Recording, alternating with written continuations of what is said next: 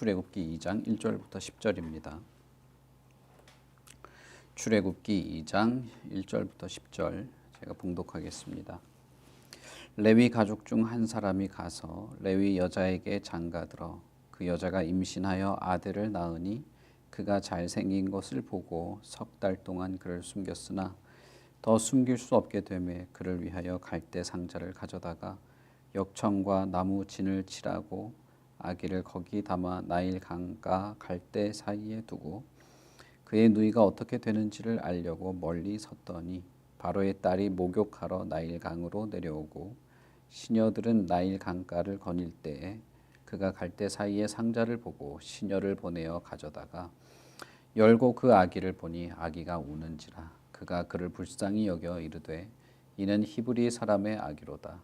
그의 누이가 바로의 딸에게 이르되 내가 가서 당신을 위하여 히브리 여인 중에서 유모를 불러다가 이 아기에게 젖을 먹이게 하리이까.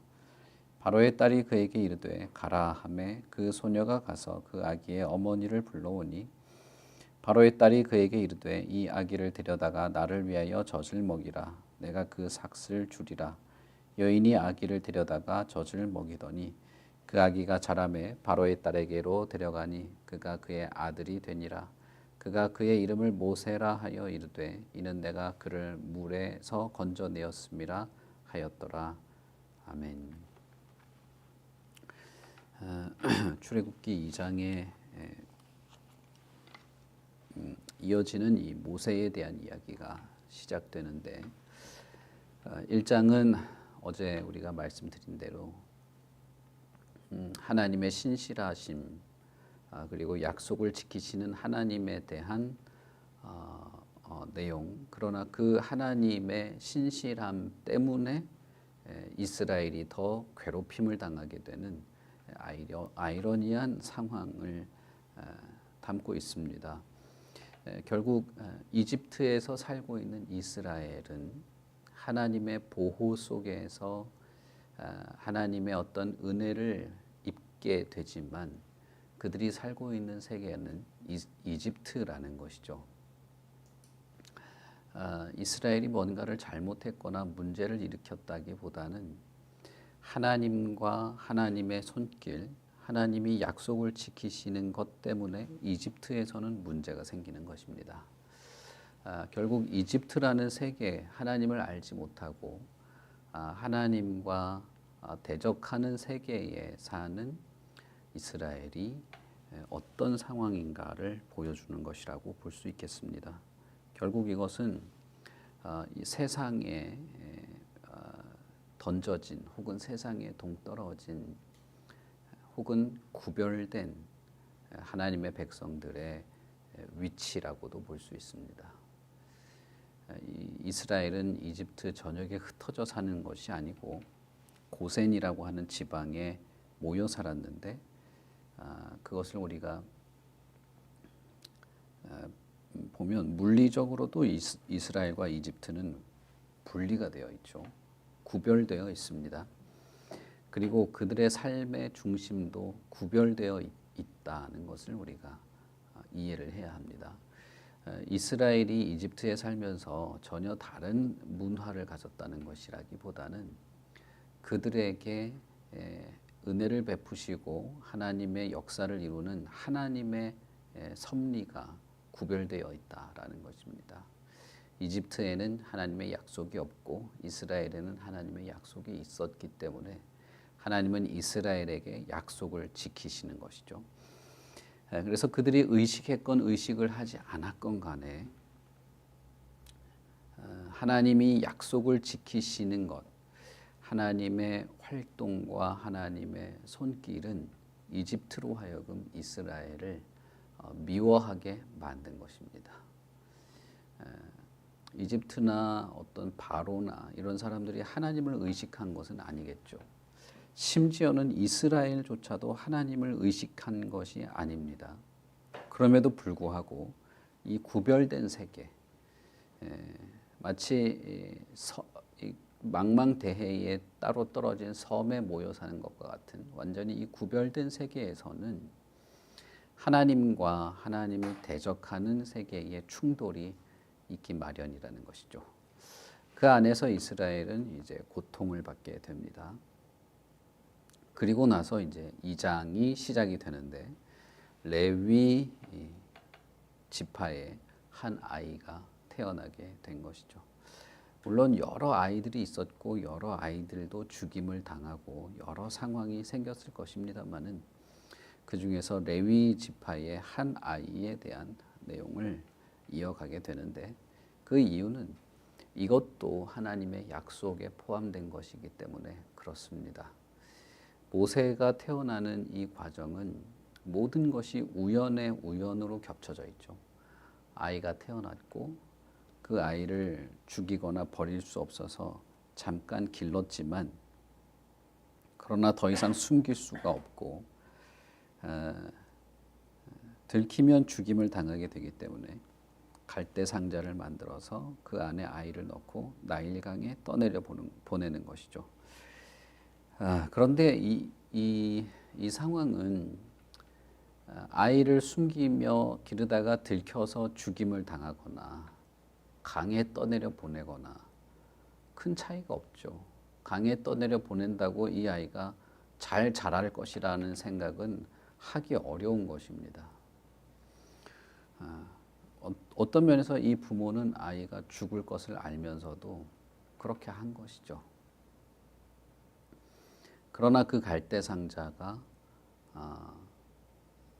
바로의 딸의 눈에 띄게 되고 그 바로의 딸은 아이를 보자 불쌍히 여기는 마음이 생기게 되고 그 아이를 기르기 위한 유모를 구하면서 모세의 어머니가 그를 다시 기르게 되는 어떻게 보면 이 영화와 같은 이런 이야기인데 영화도 이렇게 쓰면 아마 욕먹을 거예요. 시나리오를 이렇게 쓰면.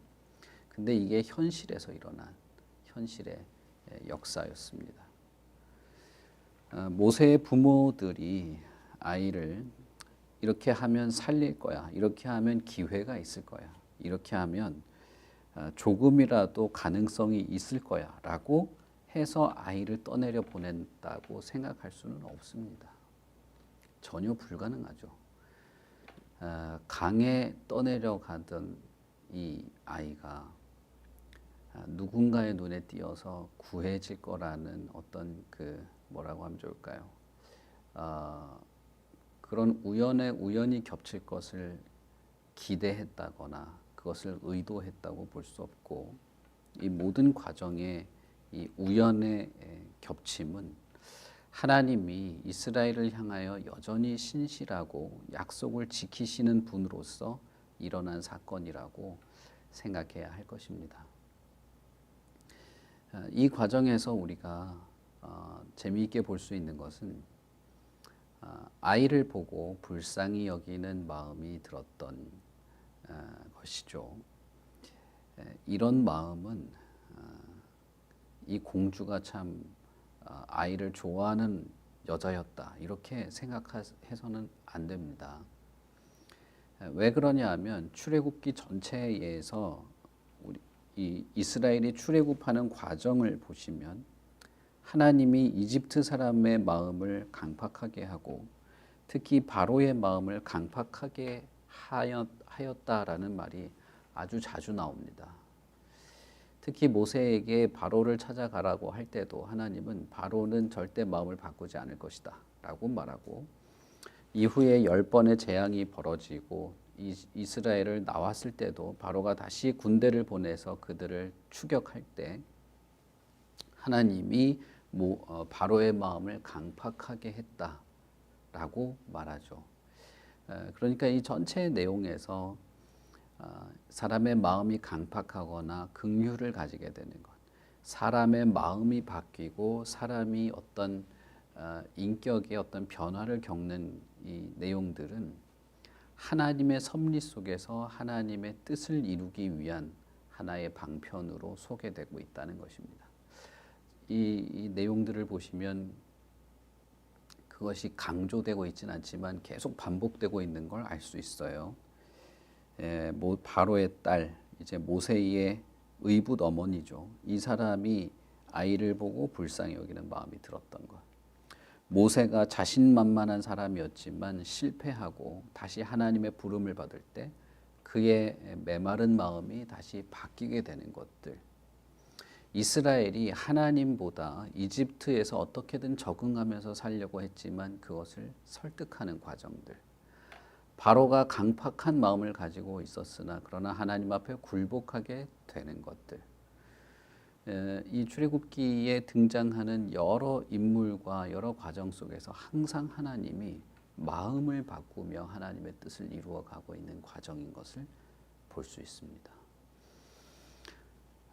그것이 점점 이제 확대되는 것들을 이제 우리가 보게 되는 것이죠.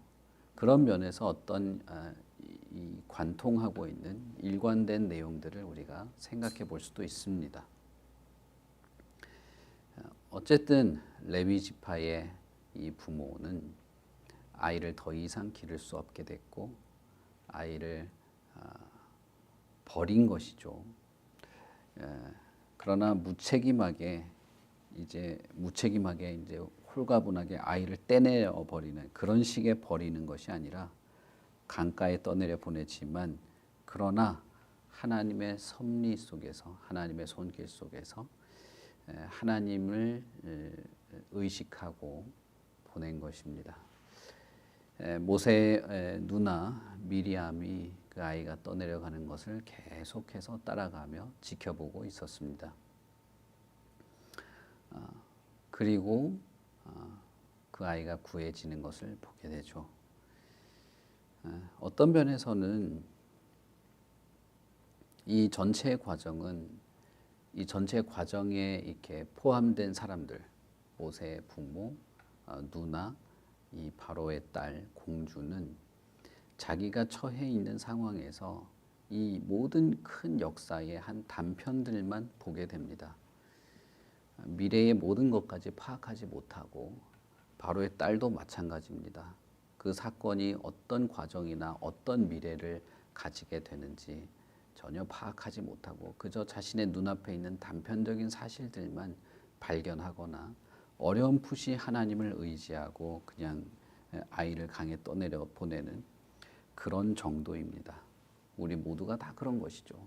우리는 각자의 자리와 각자의 위치에서 자기 눈앞에 있는 큰 이 모든 역사의 단편만 보고 그저 하나님을 그 자리에서 의지하는 어떤 면에서는 단편적인 의지가 되는 거죠.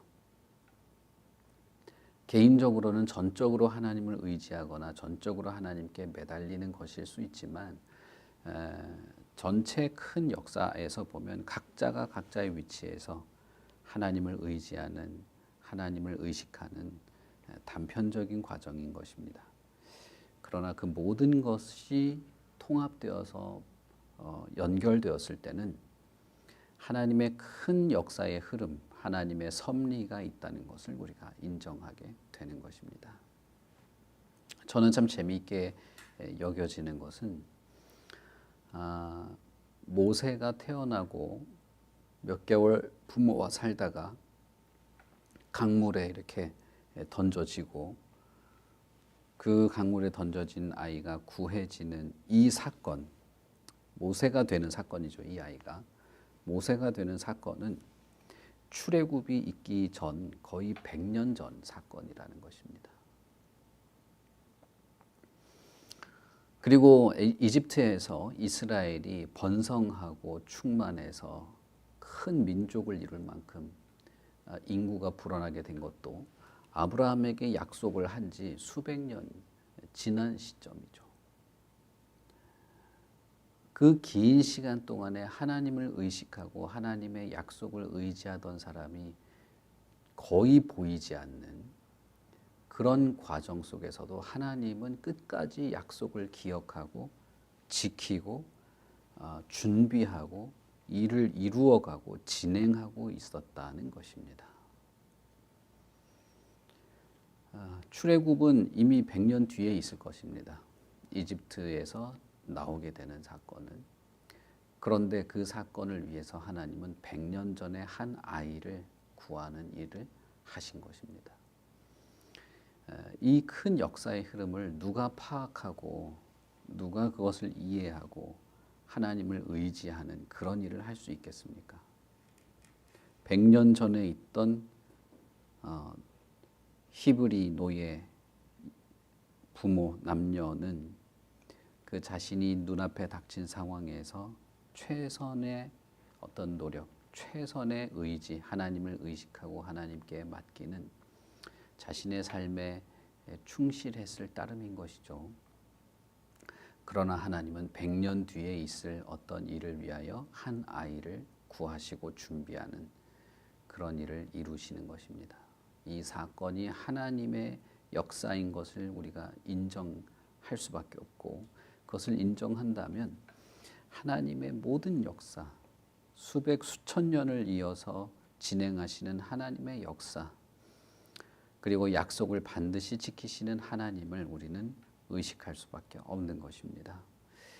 저는 이 부분이 참 흥미롭고 재미있는 부분이라고 생각이 돼요. 얼마나 절망스럽고 고통스럽습니까? 갓 태어난 아이를 뭐라고 해야 될까요? 최선의 노력을 통해서 아이에게 해줄 수 있는 것이 버리는 것밖에 없다고 할 때 얼마나 고통스럽습니까? 그런데 그것은 실제로는 하나님이 약속을 지키고 은혜를 베푼 결과 일어난 고통이죠. 그런데 그 고통 속에서 결국은 하나님이 100여 년 뒤에 이룰 하나님의 뜻을 염두에 두고 이루시고 있는 하나님의 역사라는 것은 전혀 상상도 할 수 없는 것이죠. 그러나 그럼에도 불구하고 하나님을 의지할 수 있는 것을 우리는 이 당시 사람보다 더 잘 이해할 수 있는 그런 은혜가 우리에게 있는 것입니다. 이 당시의 사람들은 아무것도 없죠. 그러나 우리는 하나님이 어떤 분이고 어떤 역사를 이루시는 분이고 어떻게 약속을 지키시기까지 인내하면서 이루시는 하나님이신 줄을 우리는 압니다. 그런 면에서 여러분, 저와 여러분이 하나님을 의지하고 하나님의 섭리, 특히 하나님이 선하시다는 것을 의식하며 살아가는 것은 이 당시의 모세나 모세의 부모나 미리암이나 어느 누구보다 더 우리에게 기회가 있는 것입니다. 그리고 마지막 문장에서 그 아이의 이름을 모세라고 짓는 이 장면으로 모세가 구해지는 것이 끝나게 되죠. 이 단락 전체에 하나의 그 마무리는 아주 깔끔하게 된 것입니다. 뭐냐면 이름을 모세라고 짓는 것이죠. 모세라는 이름은 물에서 건져내었다, 건져낸다라는 뜻입니다. 왜냐하면 이 아이를 물에서 건졌으니까 그런 거죠. 이름을 정말 고민 없이 지었다, 이런 생각이 드는데 여러분, 이게 정말 깔끔한 마무리예요.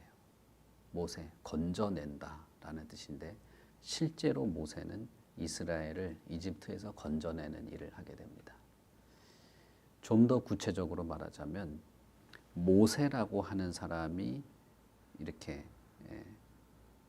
태어남으로써, 그러니까 이 어떤 아이의 이름이 모세라고 이름을 지어지게 되는 그 순간 하나님이 무엇을 할 것인가를 기대하게 되는, 하나님을 의식하게 되는 것이 출발하게 되는 겁니다. 특히 구약에서는 이름이 상당한 어떤 의미를 가지고 이렇게 소개가 되죠. 아브람도 이름을 아브라함으로 바꾸는 이런 것들. 어떤 사람을 이름을 지을 때 그 이름이 담고 있는 의미가 하나님의 역사를 대변하는 일들은 구약에 흔히 있습니다. 그리고 무엇보다도 하나님께서 아이가 태어날 때 그 이름을 뭐라고 해라라고 할 때 그 태어난 아이의 이름을 통해서 하나님의 의도를 드러내게 되는 일도 구약에서는 자주 있는 일이죠. 그런 면에서 이 아이의 이름이 모세가 되었다라고 하는 것은 그냥 우연히 적은 그냥 하나의 정보로 던져준 내용이 아닙니다.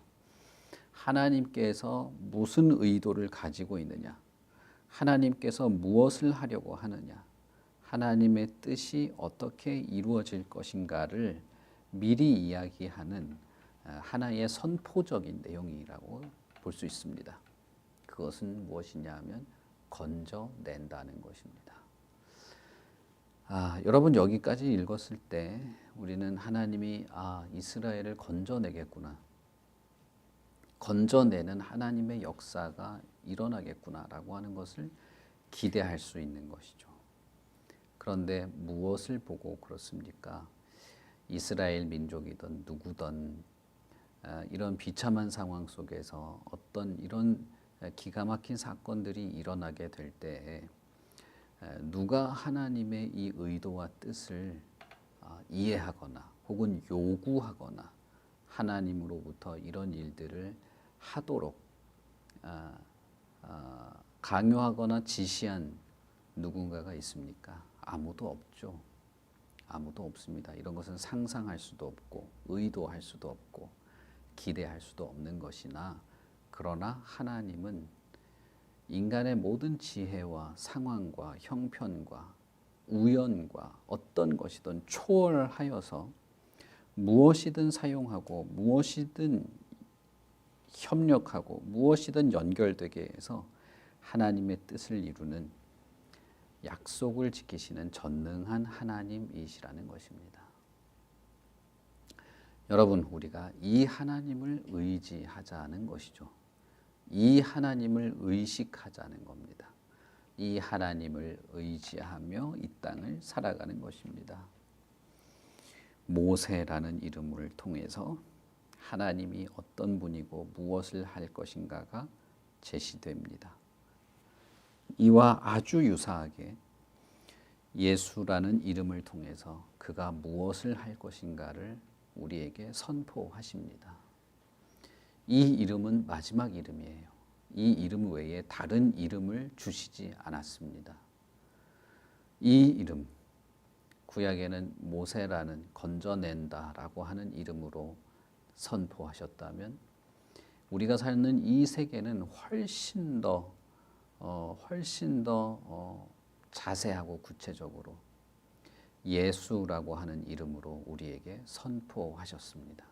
그리고 우리는 예수를 따르죠. 우리는 예수님을 따르고 예수님을 신뢰하고 예수님을 통해서 계시되는 하나님을 알아가게 됩니다. 그러니 여러분, 예수님은 우리 이전 2000년 전에 태어난 분인데 그 탄생은 2000년 이후에 저와 여러분을 염두에 둔 사건입니다. 우리의 인식은 불과 몇 년, 며칠도 미치지 못하기 때문에 그것을 이렇게 느끼기 쉽진 않지만, 그러나 하나님은 하루가 1000년 같은 분이시기에 2000년 이후에 있을 저와 여러분 같은 사람을 위해서 이것을 하나님께서 의도하고 2000년 전에 한 아이가 태어나게 하신 것입니다. 그리고 그의 이름은 예수라고 제시되었습니다. 저와 여러분을 구원할 자이십니다. 그 말은 하나님이 우리를 구원하시기로 계획하셨고 목적하셨고 그것을 실행하시는 분이라는 것이죠. 그리고 실제로 이제 저와 여러분은 하나님의 그 모든 구원의 계획 안에서 구원을 누리며 하나님의 인도와 섭리 속에 살아가게 됩니다. 우리의 미래가 어찌 될지 우리는 잘 알지 못하죠. 여전히 그렇습니다. 수천 년 전의 인간이나 지금의 인간이나 거의 변한 것이 없습니다. 과학이 발달하고 세상이 개혁되고 세상이 뒤집어진 것처럼 그렇게 호들갑을 떨지만, 그러나 여러분, 수만 년 전에 살았던 인간이나 지금이나 다른 게 거의 없죠. 인간은 거의 변한 게 없습니다. 불과 내일도 모르고 하나님을 의지하는 하나님에 대한 인식도 그렇게 바뀐 게 없습니다. 우리는 오직 이 하나님의 약속, 하나님의 어떤 계시되는 하나님의 말씀, 그리고 하나님의 뜻을 잘 분별하고 그것을 의지하면서 내 눈앞에 있는 이 단편적인 세상과 이 시간에서 전적으로 하나님을 의지하며 살아가는 그 일을 할 뿐인 것이죠. 그러니 여러분, 우리의 미래의 어떤 일도 하나님께 의지하는 것보다 더 지혜로운 건 없습니다. 더 나은 것이 없다 이 말입니다. 특별히 더 나은 것이 없습니다.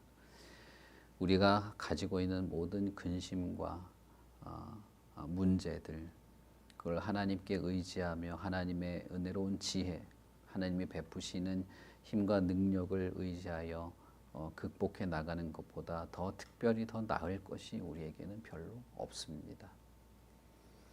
하나님의 뜻을 알고 하나님의 활동이 지금도 있다고 하는 것을 믿고, 그리고 우리에게 주신 이름, 예수라고 하는 이름이 있다는 것을 믿고 그분을 의지하며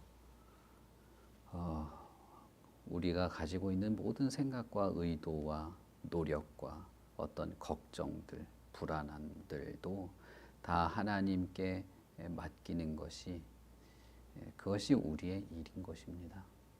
그러니 여러분, 하나님을 의지하십시오. 하나님을 의식하시고 하나님의 섭리와 역사들을 기억하시고 참으로 하나님을 믿는 그런 일을 하시길 바랍니다. 우리 같이 기도하겠습니다. 하나님 아버지, 하나님께서 변방에 한 노예 소년이 태어난 것, 그리고 그 소년을 극적으로 구하고 그의 이름을 모세라고 짓게 하게 되는 이 일들이 이스라엘 민족이 구성되고 이집트에서 나오게 되고 한 국가를 이루게 되는 모든 일의 첫 출발이었다는 것을 그 어느 누가 이해하거나 기대할 수 있었겠습니까? 이 모든 일을 알고 이해하고 시행하신 분은 하나님이십니다.